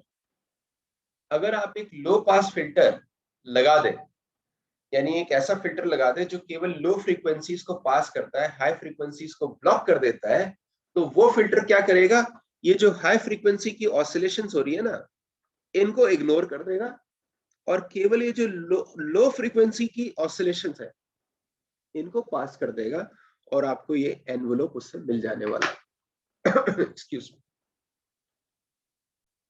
सो मैं बोल रहा था कि अगर आप ये रेक्टिफाइड वेव जो रेक्टिफायर से जो आपका आउटपुट आया है, इसको आप पास कर दें एक लो पास फिल्टर से, ठीक है, तो वो केवल इसका एनवेलोप डिटेक्ट कर लेगा, वही आपका एनवेलोप डिटेक्टर होगा। तो वो केवल लो फ्रीक्वेंसी वेरिएशंस यानी एनवेलोप की वेरिएशंस को डिटेक्ट करेगा, जो हाई फ्रीक्वेंसी की ऑसिलेशंस है उनको इग्नोर कर देने वाला है, और उससे आपका फाइनली मैसेज मिल जाएगा। अगेन एनवेलप डिटेक्टर का इंप्लीमेंटेशन नहीं आपके सिलेबस में, बट फिर भी मैंने थोड़ी देर पहले आपको लो पास फिल्टर का डिजाइन ऑलरेडी दिखाया हुआ है। मैंने आपको बताया था लो पास फिल्टर कैसे डिजाइन करना है। ये जो सर्किट था आरसी सर्किट, इसमें मैंने बोला था अगर आप कैपेसिटर के अक्रॉस आउटपुट ले लेना तो वो लो पास फिल्टर का काम करेगा। मैं एक बार फिर से दिखा भी देता हूँ ऐसा क्यों है। देखिए क्योंकि ओके, हाँ, यहाँ पे आप इनपुट लगा रहे हैं, इनपुट की वैल्यू है peak value into let's say sign omega T. Omega को आप चेंज कर सकते हैं, ये कैपेसिटर है, ये आर है, और कैपेसिटर के अक्रॉस आप आउटपुट ले रहे हैं, ये हमारा आउटपुट है। तो अब तुम देख सकते हो कि कैपेसिटर के अक्रॉस जो आउटपुट आएगा ना, उसमें केवल लो फ्रीक्वेंसीज आने वाली है, हाई फ्रीक्वेंसीज ब्लॉक हो जाएंगी। कैसे? क्योंकि पहले आप करंट निकालेंगे, करंट थोड़ी देर पहले मैंने आपको दिखाया था, करंट की पीक वैल्यू क्या आने वाली है, इनपुट की peak value divide by Z. Z आपका इम्पिडेंस है, और जेड की वैल्यू हम जानते हैं होती है root of R square plus XC square, जहां पे एक्सी की वैल्यू है 1/ओमेगा सी। ये कैपेसिटर की रिएक्टेंस। करंट की पीक वैल्यू आ गई, तो कैपेसिटर के क्रॉस जो आउटपुट वोल्टेज है उसकी पीक वैल्यू क्या होगी? उसकी पीक वैल्यू हम जानते हैं इस बार होने वाली है करंट इनटू रिएक्टेंस। ठीक है, जैसे ओम्स लॉ हम यूज करते हैं डीसी में, वैसे ओम्स लॉ मैं एसी में यूज कर रहा हूँ। तो ये हो जाएगा करंट इंटू रिएक्टेंस करोगे तो VP into X C divide by Z. Last time मैंने आपको दिखाया था हाई पास में रजिस्टर के अक्रॉस आउटपुट लेके, तो यहाँ पे आर से मल्टीप्लाई किया था, इस बार क्योंकि कैपेसिटर के अक्रॉस ले रहे हैं तो एक्सी से मल्टीप्लाई कर रहे हैं। अब वैल्यू डाल दो, देखो ये क्या आ जाएगा, बीपी इंटू एक्सी की वैल्यू है 1/ओमेगा सी, नीचे जेड की वैल्यू डाल दीजिए, जेड की वैल्यू है root of R square plus 1/ओमेगा स्क्वायर सी स्क्वायर। ये ओमेगा सी नीचे डिनोमिनेटर में मल्टीप्लाई कर दीजिए, तो आप देखेंगे आ जाएगा आपके पास VP divide by root of omega square C square R square plus 1। अब यहाँ पे तुम देख रहे हो इसके आउटपुट में, अगर मैं ओमेगा को इंक्रीज करूंगा तो ओमेगा सी आर मेरा डिक्रीज करने वाला है, और मैं ओमेगा सी आर भी मेरा इंक्रीज करने वाला है, यानी रूट ऑफ 1+ओमेगा square C square R square, ये वैल्यू आपकी इंक्रीज करने वाली है। और ये क्योंकि आपका डिनोमिनेटर में है, सो अगर आपका डिनोमिनेटर इंक्रीज कर रहा है तो मेरा आउटपुट वोल्टेज जो है डिक्रीज करेगा ना, इसका मतलब मेरा आउटपुट वोल्टेज जो है डिक्रीज कर रहा होगा। तो जैसे जैसे तुम फ्रीक्वेंसी बढ़ाओगे वैसे वैसे तुम्हारा आउटपुट जो है कम होने वाला है, यानी कि मैक्सिमम आउटपुट आएगा लो फ्रीक्वेंसी पे। तो अगर इसमें तुम ग्राफ ड्रॉ करना चाहो, let's say output versus omega का, तो वो ग्राफ आपका कुछ इस तरीके से आने वाला है, यानी कि ये एक लो पास फिल्टर की तरह काम करेगा। मतलब ये फ्रीक्वेंसीज को ये पास कर रहा है, और इससे ज्यादा एक पर्टिकुलर वैल्यू से ज्यादा फ्रीक्वेंसीज को हम बोल सकते हैं ये ब्लॉक कर रहा है। ठीक है, तो कहाँ पे वो आप कट ऑफ ले रहे हैं वो डिपेंड करता है आपके डिजाइन के ऊपर, बट उस डिटेल में मैं नहीं जा रहा हूँ कि वैल्यू कैसे डिसाइड करते हैं कि कहाँ पे कट ऑफ हो रहा है। Let's not go into detail, basic principle मैं आपको बता रहा हूँ। ठीक है, कि लो पास फिल्टर इस तरह से आप डिजाइन कर सकते हैं, और लो पास फिल्टर जो है एनवेलोप डिटेक्टर की तरह काम करने वाला है। ओके, अब दोस्तों कुछ एग्जाम्पल्स मैं डिस्कस करने वाला हूँ एनसीईआरटी एक्सरसाइजेस से। 15.4 देखो, यहाँ पे बोला हुआ है कि क्या ऐसा जरूरी है कि ट्रांसमिटिंग एंटेना और रिसीविंग एंटेना सेम हाइट पे हो for line of site communication? ऐसा जरूरी नहीं है। मैंने इनफैक्ट आपको एक यहाँ पे वैल्यू दिखाई थी मैक्सिमम डिस्टेंस की, उसमें एक डायग्राम भी दिखाया था पहले। यहाँ पे देखो ट्रांसमिटिंग एंटीना की हाइट मैंने ली थी ht, रिसीविंग एंटीना की हाइट ली थी hr। इनफैक्ट जरूरी भी नहीं है कि रिसीवर जो आपका किसी हाइट पे हो, आप उसको ग्राउंड पे भी रख सकते हैं। तो आप ये भी कर सकते हैं कि ट्रांसमीटर जो है उसको तो हाइट पे रख दें लेकिन रिसीवर आपका ग्राउंड पे हो, क्योंकि लाइन ऑफ साइट कम्युनिकेशन का बस इतना मतलब है कि स्ट्रेट लाइन में ऐसे कम्युनिकेशन करना है। तो सेम हाइट पे ट्रांसमिटिंग एंटीना और रिसीवर एंटीना का होना जरूरी नहीं है। तो फर्स्ट क्वेश्चन का यहाँ पे आंसर है नो। अब क्या बोल रहा है, एक ट्रीवी ट्रांसमिटिंग एंटेना है 81 मीटर टॉल, यहाँ पे आपको, हाँ 81 मीटर टॉल ट्रांसमीटर की हाइट है। कितना सर्विस एरिया ये कवर कर सकता है अगर रिसीविंग एंटेना आपका ग्राउंड पे? तो आप क्या निकालेंगे पहले कि ट्रांसमीटर के लिए मैक्सिमम कितना डिस्टेंस तक वो कवर कर पाएगा। मैक्सिमम डिस्टेंस की वैल्यू हम लोग जानते हैं, मैक्सिमम डिस्टेंस की वैल्यू होती है d equal to root of 2RH। यहाँ पे r है अर्थ का रेडियस 6400 किलोमीटर, या फिर 6.4 इंटू 10⁻³ किलोमीटर, और h आपको दिया हुआ है 81 मीटर, या फिर इसको लिख सकते हैं 8.1 इंटू 10⁻⁻² किलोमीटर। ठीक है, सब कुछ मैं किलोमीटर में कन्वर्ट कर लिया, तो इससे डी निकाल सकते हो। ठीक है, मैं कैलकुलेशन नहीं कर रहा हूँ, आप कैलकुलेशन कर सकते हैं। डी अगर आ गया तो मैक्सिमम सर्विस एरिया आप कैसे निकालेंगे? अब ट्रांसमीटर जो है हर तरफ, यहाँ पे मैं 2 डायमेंशनल डायग्राम बना रहा हूँ तो आपको 2 साइड ही दिखाई देंगी, लेकिन रियलाइज करिए 3 डायमेंशनल डायग्राम में हर तरफ अपने से एक डिस्टेंस डी पे हर तरफ वो जो है ट्रांसमिट कर पाएगा। तो एक्चुअली अर्थ की सरफेस पे ऐसे एक सर्कुलर एरिया आने वाला है जिसका रेडियस जो है आपने कैलकुलेट किया है डी। ठीक है, तो ये थोड़ा सा मैंने छोटा दिखा दिया, इसको थोड़ा और बड़ा दिखा देते हैं क्योंकि हमें टेंजेंट तक जाना है। तो ये हमने दिखा दिया। ठीक है, तो एग्जैक्टली सर्कुलर नहीं है, लेकिन क्योंकि ये हाइट कम है ना, तो ये जो यहाँ पे अर्थ का कर्व है उसको हम इग्नोर कर रहे हैं, अप्रोक्सीमेटली सर्कुलर ही आएगा।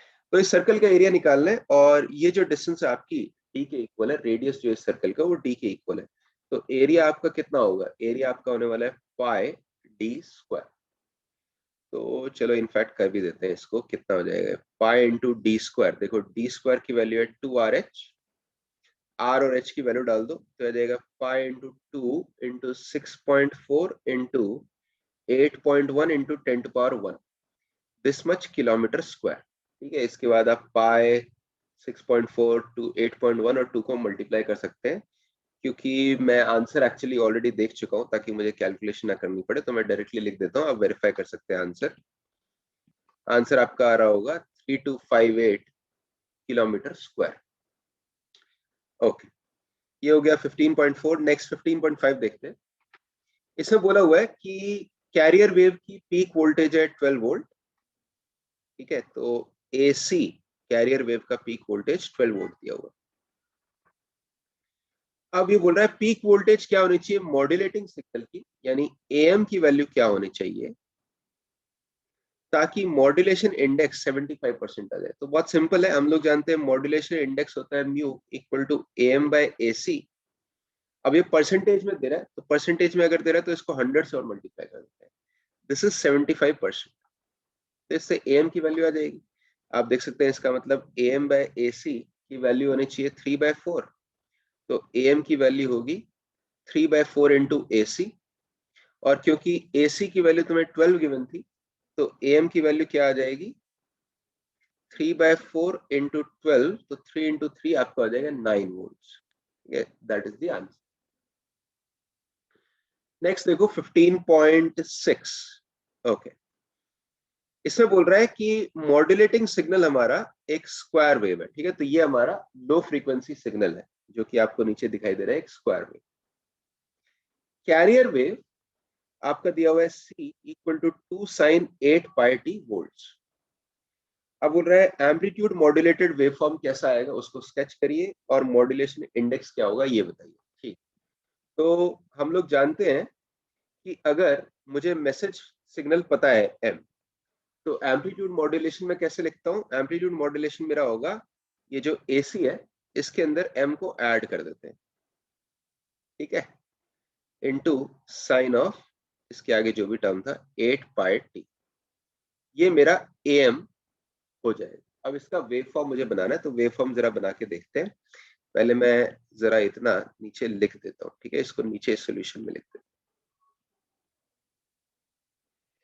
हूँ। ओके, तो मैं बोल रहा था कि C हमें गिवन है 2 इंटू साइन ऑफ 8πt, तो AM क्या होगा? AM मेरा होने वाला है 2 plus m into sine of 8πt। अब एक चीज और नोटिस करो कि जो आपका कैरियर है उसका टाइम पीरियड जरा देखो। टाइम पीरियड होता है 2π/ω, तो टाइम पीरियड इसका 2π/8π यानी 1/4 सेकेंड्स। 1/4 सेकेंड्स में जो आपका कैरियर है वो एक कंप्लीट साइकिल, कंप्लीट ऑसिलेशन करता है। ओके, तो एएम की शेप कैसी होगी ये आपको मेरे को डिटरमाइन करनी है। देखो काफी सिंपल है, क्योंकि जो आपका मैसेज है ना वो स्क्वायर वेव फॉर्म है। मतलब उसमें क्या हो रहा है कि ये हाफ सेकेंड है 1, तो ये 3/2 होगा। पहले हाफ सेकेंड तक आपका मैसेज जो है कांस्टेंट है 1, तो यानी पहले हाफ सेकेंड तक क्या होगा ना, ये 2 + 1 आ जाएगा, यहाँ पे 3 आ जाएगा। फिर नेक्स्ट हाफ से लेके 1 तक यहाँ पे मैसेज की वैल्यू है -1, तो अगर -1 हो जाएगा तो नेक्स्ट हाफ से लेके 1 तक यहाँ पे वैल्यू हो जाएगी 2 - 1 1। अच्छा बाय द वे, इससे पहले मैं स्केच करूं, मॉड्यूलेशन इंडेक्स चलो पहले निकाल लेते हैं, क्योंकि मॉड्यूलेशन इंडेक्स में अपने को क्या करना पड़ता है कि जो मैसेज सिग्नल का एम्पलीट्यूड है, मैसेज सिग्नल की मैक्सिमम वैल्यू है AM, वो 1 है, और कैरियर की जो मैक्सिमम वैल्यू है वो है आपकी 2। हाँ बिल्कुल 2, बिल्कुल सही बोलो, हाँ कैरियर की जो मैक्सिमम वैल्यू है वो आपकी 2 है। ठीक है, मैं एक्चुअली सोच रहा था 1 + 2, सॉरी। तो मैसेज सिग्नल का जो एम्पलीट्यूड है वो 1 है, और कैरियर सिग्नल का जो एम्पलीट्यूड है वो 2 है। इसका मतलब मॉड्यूलेशन इंडेक्स कितना हो जाएगा, मॉड्यूलेशन इंडेक्स होता है आपका म्यू = AM/AC, हो जाएगा 1/2, या फिर परसेंटेज में लिखना चाहे तो 50%।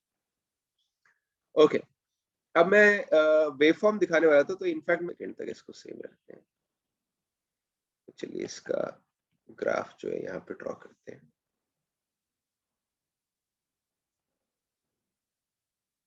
Half, then 1, then 3/2, then 2। तो पहले 0 से लेके हाफ तक आपका मैसेज 1 है, यानी कि यहाँ पे जो एम्पलीट्यूड है वो 2 + 1 3 हो जाने वाला है, यानी AM आपका कुछ इस तरीके से दिखेगा, 2 ऑसिलेशंस कर ले गए, और यहाँ पे ये +3 से -3 के बीच में कर रहा हूँ। फिर नेक्स्ट हाफ से लेके 1 तक मैसेज सिग्नल आपका -1 है, तो यहाँ पे AM में आपका एम्पलीट्यूड आ रहा होगा 2 - 1 विच इज 1। तो नेक्स्ट ये करेगा 2 ऑसिलेशंस, लेकिन उनका एम्पलीट्यूड होगा 1।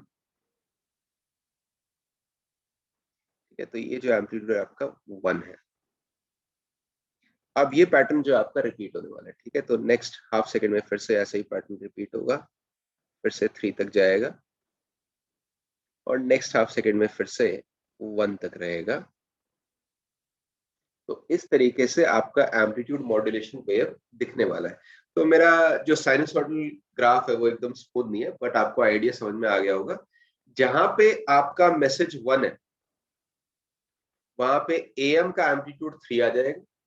जहां पे आपका मैसेज -1 है, वहां पे AM का एम्पलीट्यूड 2 - 1 आ जाएगा, और मॉड्यूलेशन इंडेक्स जैसा हमने बोला 50% आ रहा है। ओके, नेक्स्ट क्वेश्चन देखिए, यहाँ पे एक एम्पलीट्यूड मॉड्यूलेटेड वेव है, इसमें मैक्सिमम एम्पलीट्यूड आपको गिवन है 10 वोल्ट, जबकि मिनिमम एम्पलीट्यूड आपको गिवन है 2 वोल्ट। हमें डिटरमाइन करना है मॉड्यूलेशन इंडेक्स। तो जब हमने मॉड्यूलेशन इंडेक्स की बात की थी, तब भी मैंने आपको बताया था कि मैक्सिमम एम्पलीट्यूड हमारा होता है AC × 1 + म्यू, मिनिमम हमारा होता है AC × 1 - म्यू। तो अगर मैक्सिमम और मिनिमम आपको गिवन है 10 और 2, तो मॉड्यूलेशन इंडेक्स निकालना बड़ा सिंपल है, इन दोनों इक्वेशंस को डिवाइड कर दो। तो डिवाइड करोगे तो क्या आ जाएगा, 1 + μ/1 - μ = 10/2। डिटरमाइन, हाँ एग्जैक्टली, तो this will be 10/2, that means 5। यहाँ से आप म्यू निकाल सकते हैं, और देख सकते हैं यहाँ से म्यू की वैल्यू आ रही है, आई वॉन्ट टू से म्यू के लिए दोनों को सब्ट्रैक्ट करते हैं, तो 4 5 - 1 4, 5 + 1 is 6, सो म्यू की वैल्यू आपकी आ रही होगी 2/3। ठीक है, अच्छा अब ये पूछ रहा है what will be the value of mu if minimum amplitude is 0। तो यहाँ से तुम देख सकते हो, अगर मिनिमम एम्पलीट्यूड तुम्हें 0 चाहिए, तो ये 1 - म्यू वाला टर्म 0 चाहिए ना। तो अगर मिनिमम एम्पलीट्यूड तुम्हारा 0 है, तो ऑब्वियसली म्यू 1 होना चाहिए। थोड़ा सा गैप देके लिख देता हूँ, 1 - म्यू, अगर ये आपका 0 है तो ऑब्वियसली म्यू की वैल्यू 1 होनी चाहिए। म्यू को जनरली 1 से कम ही रखा जाता है, ताकि एम्पलीट्यूड वाली टर्म आपकी नेगेटिव ना हो, नहीं तो फिर कंफ्यूजन हो जाएगा कि वो नेगेटिव टर्म जो है ऑसिलेटिंग टर्म से आ रहा है या एम्पलीट्यूड से आ रहा है। तो mu = 1 in fact maximum possible value है, इससे ज्यादा म्यू नहीं रखा जाता है, म्यू 1 से कम ही रखा जाता है। ओके, नेक्स्ट क्वेश्चन देखिए। अब यहाँ पे आपको बोला है कि किसी कारण से AM का केवल अपर साइड बैंड हमारे पास अवेलेबल है। अपर साइड बैंड मतलब मैंने आपको बताया था ना, ω C - ω m, ω C और ओमेगा सी प्लस ओमेगा एम। तो ये दोनों आपके साइड बैंड्स थे। तो उसमें अपर साइड बैंड कौन सा होगा? ऑब्वियसली जिसकी फ्रीक्वेंसी ज्यादा है, तो ये आपका अपर साइड बैंड है, ओमेगा सी प्लस ओमेगा एम वाला। ठीक है, तो केवल अपर साइड बैंड अपने को अवेलेबल है, लेकिन रिसीविंग स्टेशन पे आपके पास एक फैसिलिटी है जिससे कैरियर आप जनरेट कर सकते हैं, यानी कि ओमेगा सी प्लस ओमेगा एम के अलावा आप ओमेगा सी भी जनरेट कर सकते हैं। अब क्या बोल रहा है, आप शो करिए कि अगर ऐसा डिवाइस अवेलेबल है जो कि दो सिग्नल्स को मल्टीप्लाई कर सकता है, तो ऐसा पॉसिबल होगा हमारे लिए कि हम मॉड्यूलेटिंग सिग्नल यानी जो मैसेज है उसको रिट्रीव कर पाए, रिकवर कर पाए। तो क्वेश्चन मतलब क्या बोल रहा है, आपके पास एक सिग्नल है, एक फंक्शन है, मान लो a into sine of omega C plus omega M t. ठीक है, अपर साइड बैंड ए कुछ उसका एम्पलीट्यूड है, और कैरियर भी तुम जनरेट कर सकते हो। मान लो कैरियर के लिए वैल्यू है c into sine of omega, C नहीं लिखता हूँ, चलो b लिख देता हूँ इसका एम्पलीट्यूड। कैरियर के लिए बोल देते हैं b into sine of omega C. इन दोनों फंक्शंस को आप चाहे तो मल्टीप्लाई भी कर सकते हैं, मल्टीप्लीकेशन पॉसिबल है। ठीक है, अब आपको बोलना बताना है कि इससे अगर आप मल्टीप्लाई कर पाए और ये दोनों सिग्नल्स अवेलेबल है, तो मॉड्यूलेटिंग सिग्नल को रिकवर करना पॉसिबल होना चाहिए। मॉड्यूलेटिंग सिग्नल को रिकवर करना पॉसिबल मतलब हमारे पास फाइनली एक ऐसा सिग्नल आ जाए जिसकी फ्रीक्वेंसी ओमेगा एम हो। बेसिक सिग्नल की एंगुलर फ्रीक्वेंसी ओमेगा एम थी ना, तो ओमेगा एम वाला सिग्नल अपने को निकालना। तो आप समझ गए होंगे बहुत आसान है निकालना, क्योंकि दोनों को तुम जब मल्टीप्लाई करोगे, देखो इन दोनों को मल्टीप्लाई करो तो क्या आ जाएगा, आपके पास आ जाएगा a b into sine of omega C plus omega m into t multiplied by sine of omega C t. अब ये वाला फॉर्म मैं आपको 2-3 बार दिखा चुका हूं। जब भी आपके पास टू साइन ए साइन बी है, उसको आप लिख सकते हैं cos of A minus B minus cos of A plus B. ठीक है, तो ये इसको मैं लिख देता हूँ y, यानी कि y की वैल्यू क्या आ रही है, अगर ये आइडेंटिटी आप यूज कर लें तो y की वैल्यू आ जाएगी a b by two cos of A minus b. देखो इसमें a माइनस बी अगर मैं करूंगा ना, तो ओमेगा की सी कैंसिल हो जाएगा, ओमेगा m बच जाएगा जो कि मुझे चाहिए था।